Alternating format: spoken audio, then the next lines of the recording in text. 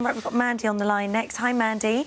Hello, good morning. So you've had social anxiety since having your children 8 years ago? Yes, my oldest daughter is nearly 9.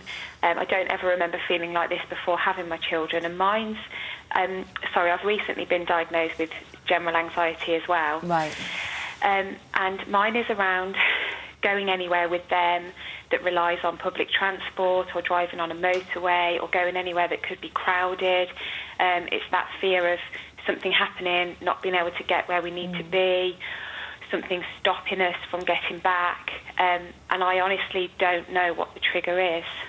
Yeah, as Eva said before, what you need to do is do a bit of detective work, and you've got to look back. So, I mean, already you know that this started when you had your last child, which was 9 years ago. So you've got to look at what happened around those circumstances, and particularly because you mentioned travel, in relation to travel. You know, can you think of anything that happened around that time? Nothing at all. Absolutely nothing. Can it just be that you are going to be a parent for the first time, and that responsibility of going, oh my gosh, I've got to look after something, I'm bringing something to the world, I've got to make sure it's safe? And that is something, again, that we come across very often, in that you know, somebody can suddenly acquire a fear of flying, for example, because they've become a parent and they feel that it is their responsibility to look after their child. So what I would actually question is what happened with the children. Was there something in the news that you heard and you just thought, you know what, I'm going to keep my children away from that, because that could affect my children. Yeah, definitely. And as a parent, we instinctively go into protection mode, and obviously now it's spiralled out of control, and there's all different branches and different things. But there's another way to look at this. Obviously, the first way is to look at a timeline, try and find out what the triggers are. But the other way to look at it is, you know, use logic and say, OK, so have I ever been in a situation where I've taken my children away and I've not been able to get back? Have I had an issue on transport? And if I haven't, then why would I be worried about something when nothing has ever happened to my detriment?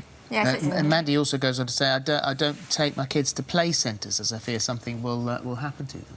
Again, that's you know, that she's obviously, something's happened when becoming a mother that she's considered, and suddenly that's become a reference for behaviour later on. And there's also, particularly with social anxiety, a big element of social anxiety is actually a fear of being judged.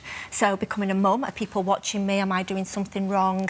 So there's also, that could also be an element, because it's relating around children, and because social anxiety was one of the things that was mentioned. And I think when Peter was saying before that red carpet events, and he was talking about Robbie Williams and not wanting to go to those events, because again, that's the fear of being judged, what are people thinking, and you know, and that turns into social anxiety. And how can you switch that off then? How can you switch off not caring what people think?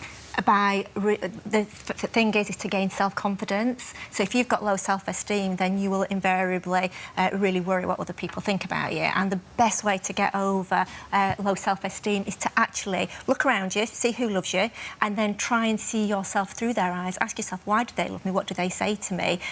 Because if a child, a partner, a family member says that they love you, then if you say, oh, you know, I don't deserve that love, then you're almost disputing what they're saying and saying, what you're saying is not true. Yeah. So I would definitely recommend literally close your eyes and imagine yourself looking at you through the eyes of absolute unconditional love. You've just lost sight of how fabulous you are. OK, Thank you very much for that.